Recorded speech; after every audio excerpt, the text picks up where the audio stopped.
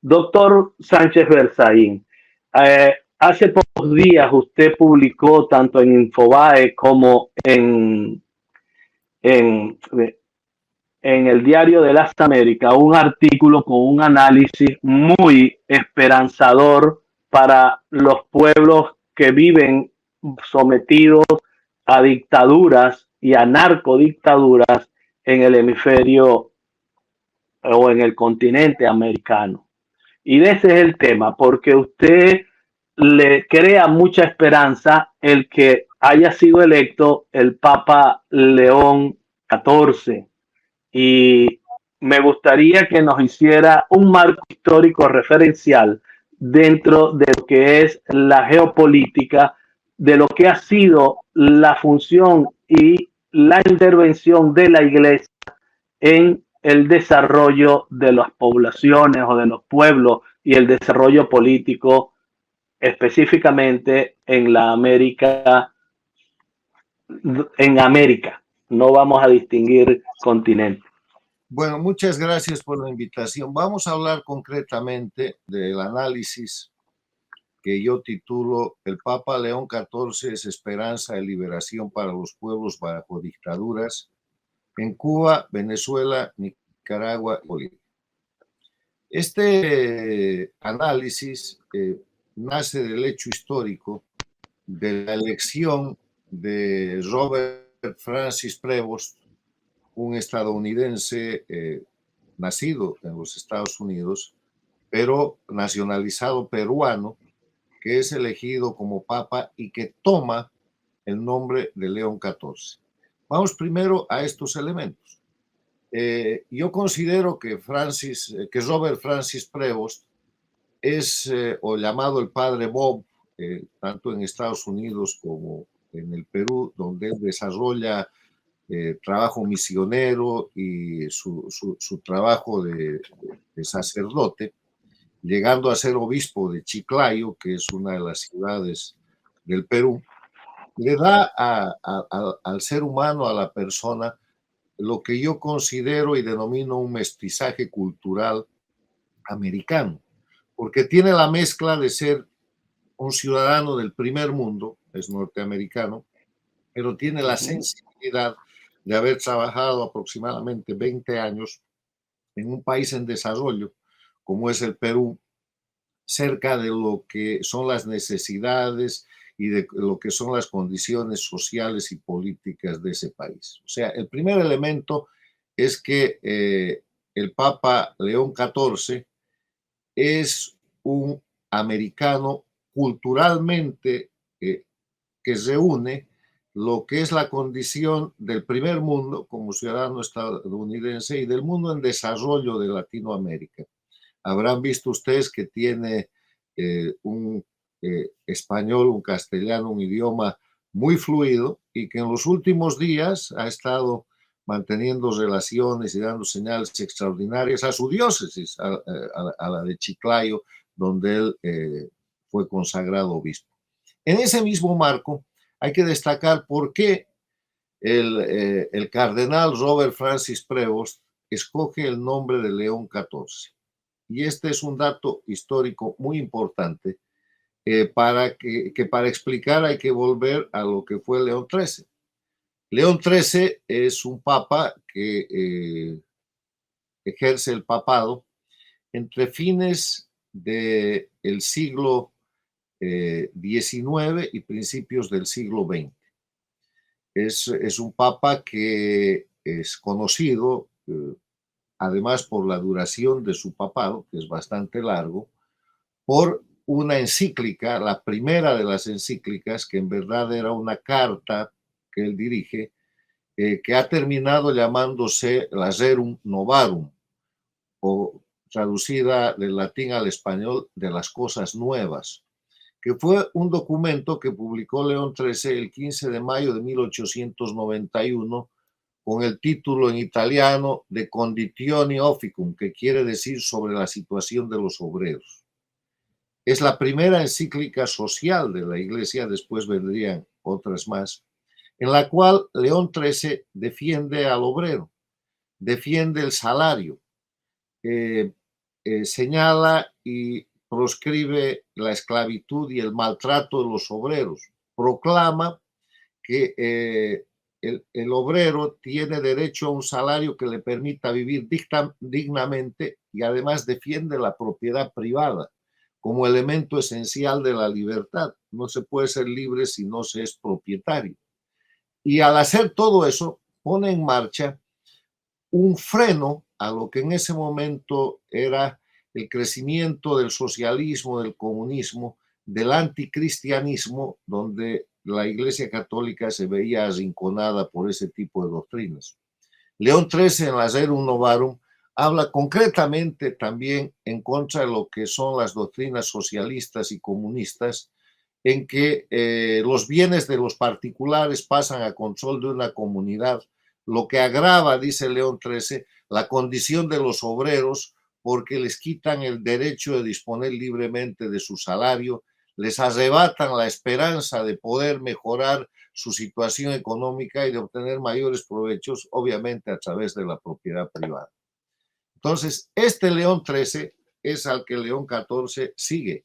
Es el nombre que toma y al hacerlo, al decir yo me voy a llamar León XIV, el cardenal Prevost recuerda esta encíclica que es la Rerum Novarum, de la cual hay una cuestión muy importante que el nuevo Papa menciona. Dice, los desafíos contemporáneos en torno a la dignidad humana, la justicia y el trabajo requieren que la Iglesia ofrezca su patrimonio de doctrina social como respuesta. Quiero resumir toda esta introducción diciendo que cuando hablamos de León XIV estamos hablando de un individuo, de un americano culturalmente mestizo entre el primer mundo y el mundo en desarrollo, y de una persona que elige la denominación de su papado a partir del origen de la doctrina social de la Iglesia para ofrecerle al mundo una respuesta de carácter social fundada en la libertad, fundada en la dignidad humana y fundada en la propiedad privada.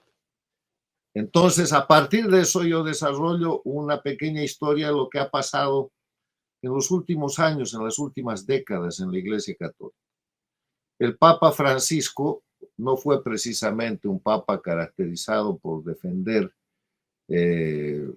estas calidades a las que ahora retorna el Papa León XIV.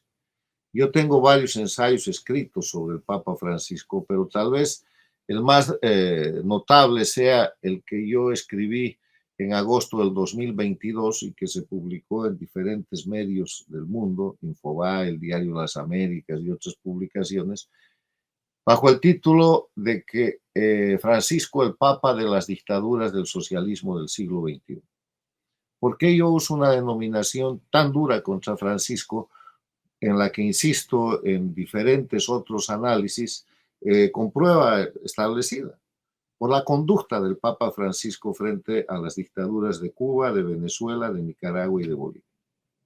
En el tema de la dictadura de Cuba, él nunca ha reclamado la violación de los derechos humanos, los presos políticos, el terrorismo de Estado con que se ejerce esa dictadura, y cuando visitó Cuba fuera de agenda, se esforzó por visitar a Fidel Castro y no recibió a la disidencia, a la oposición, a los luchadores por la libertad de Cuba.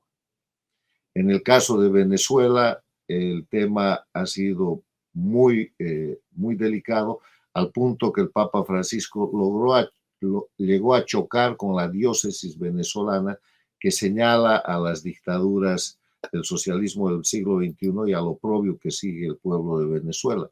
Ha sido más amigo de los dictadores que de los pueblos oprimidos.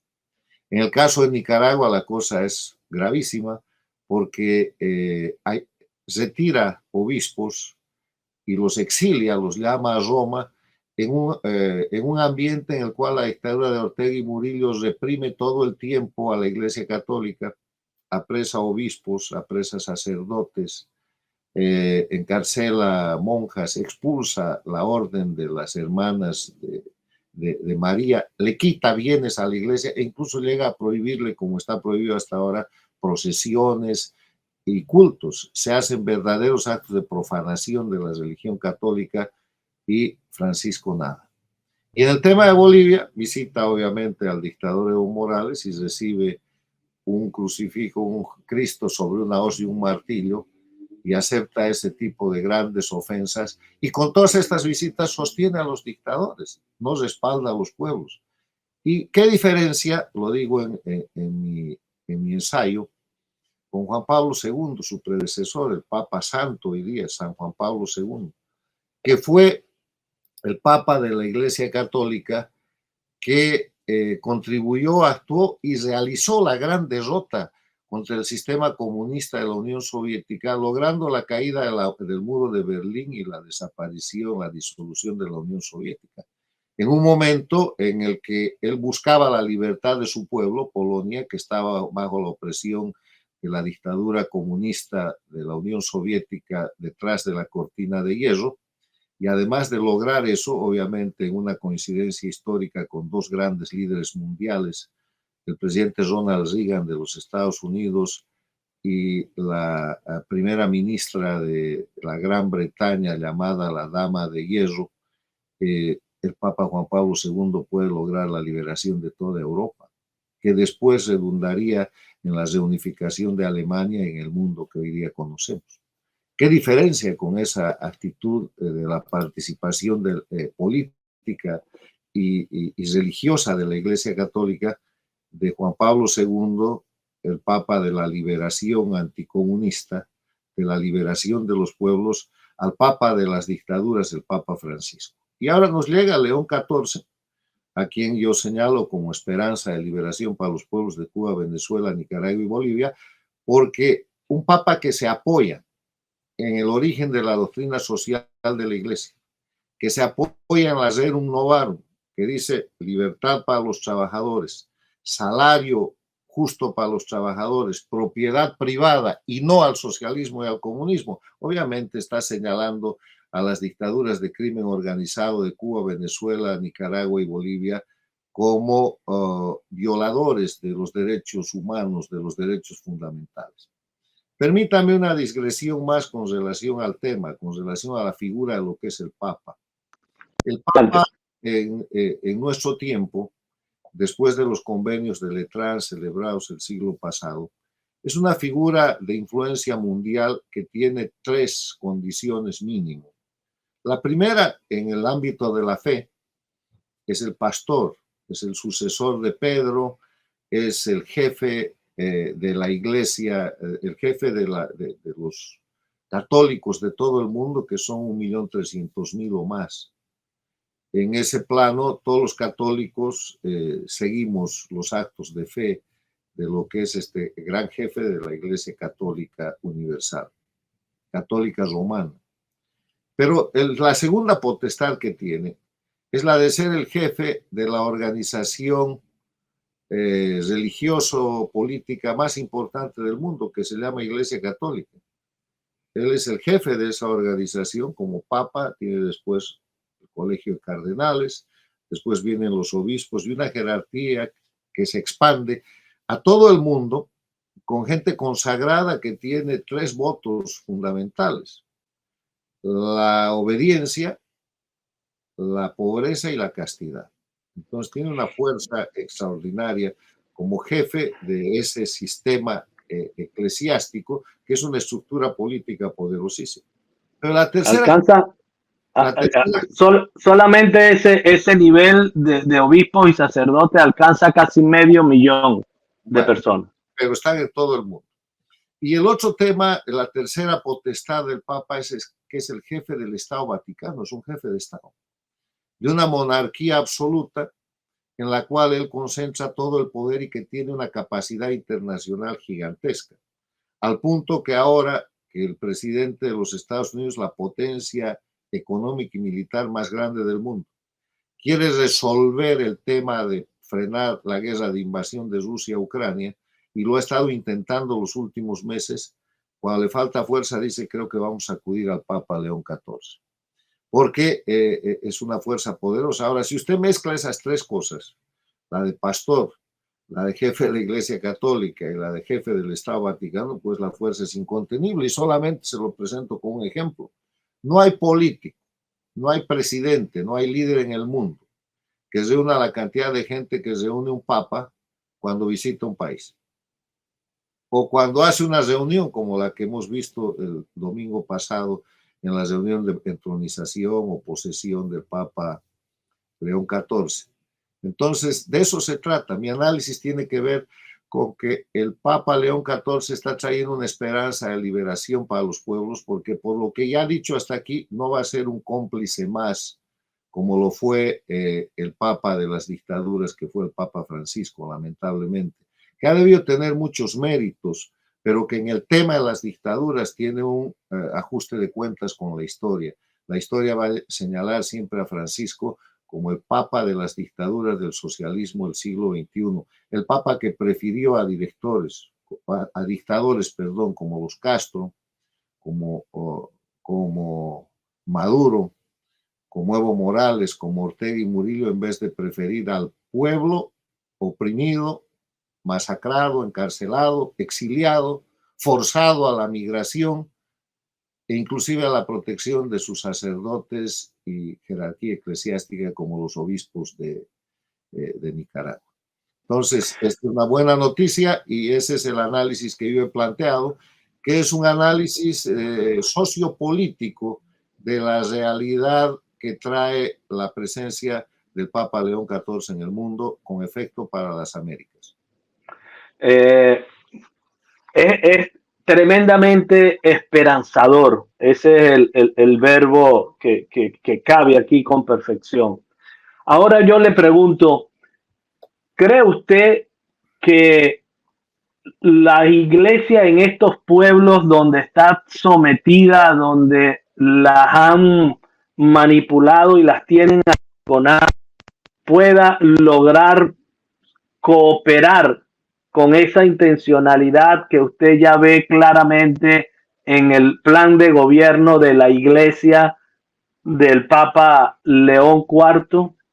¿Cree que el tema es que la iglesia 14 católica siempre está cerca de los pobres y de los oprimidos?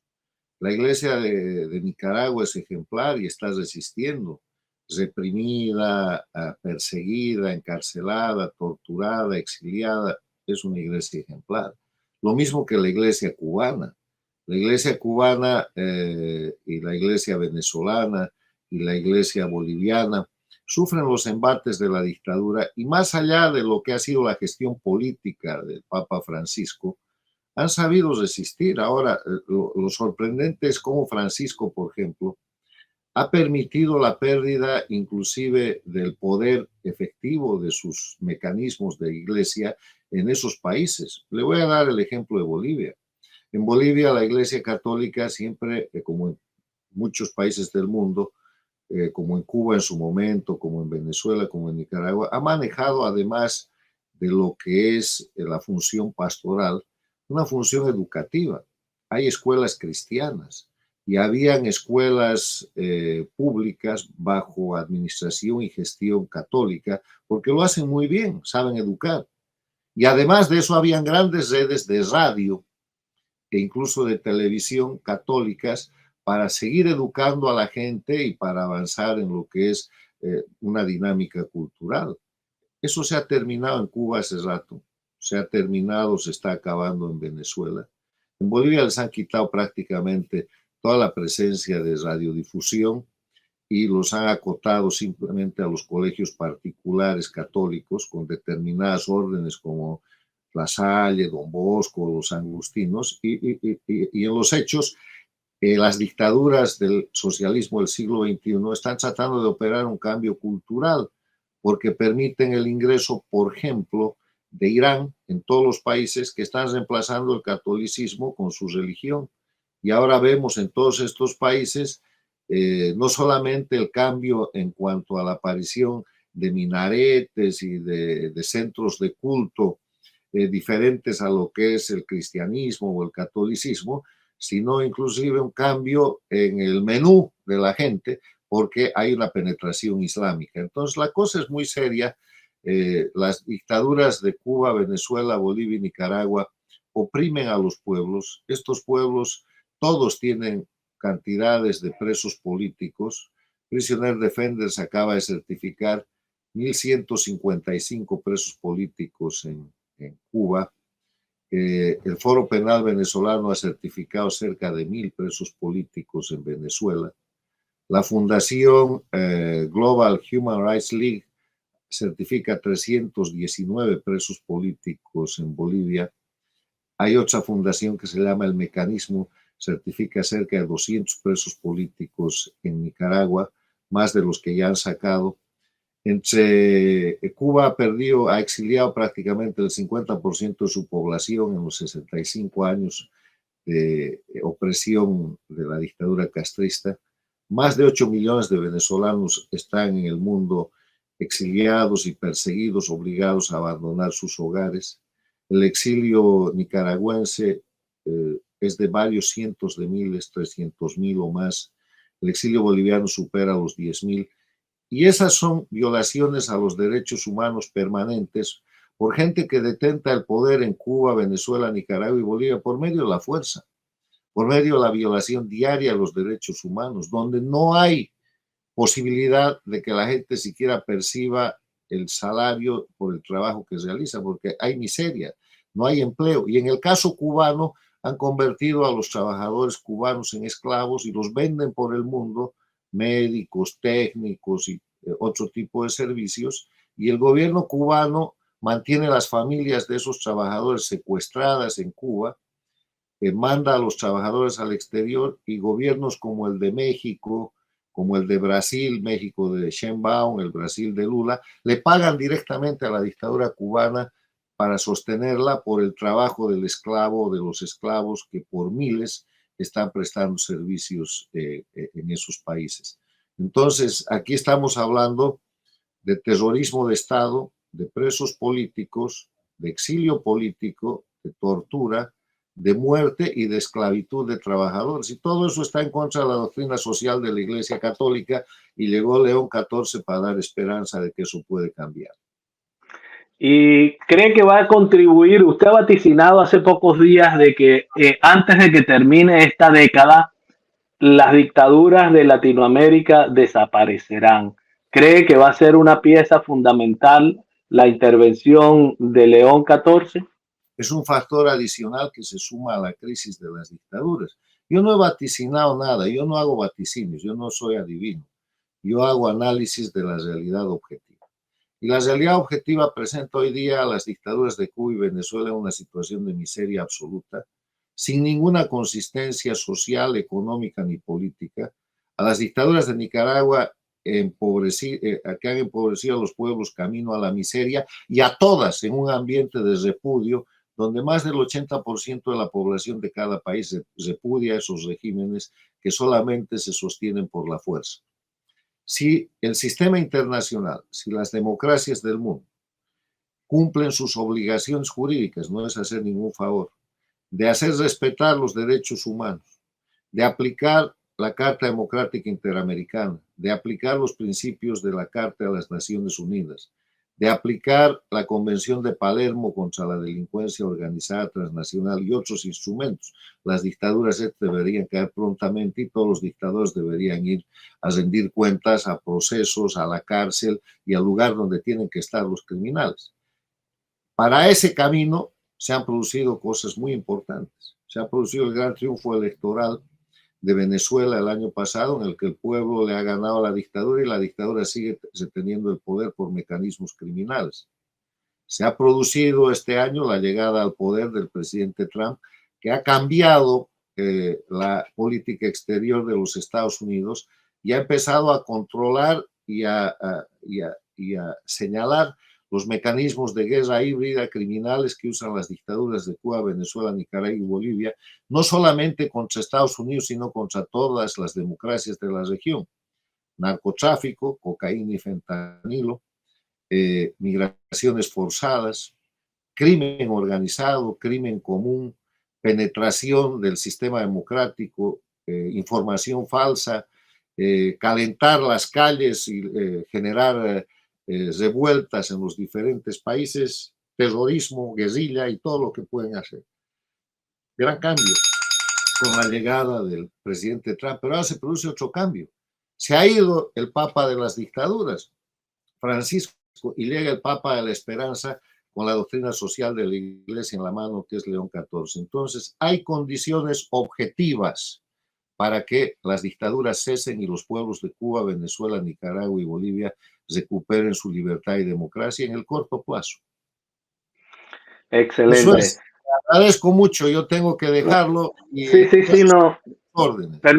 Permítame públicamente agradecerle y darle las gracias por estos 28 minutos que nos ha ilustrado con su análisis geopolítico. Dios le guarde, Dios le bendiga y ha sido un gran placer. Muchas gracias, don Rafael. Mucho gusto. Muy bien.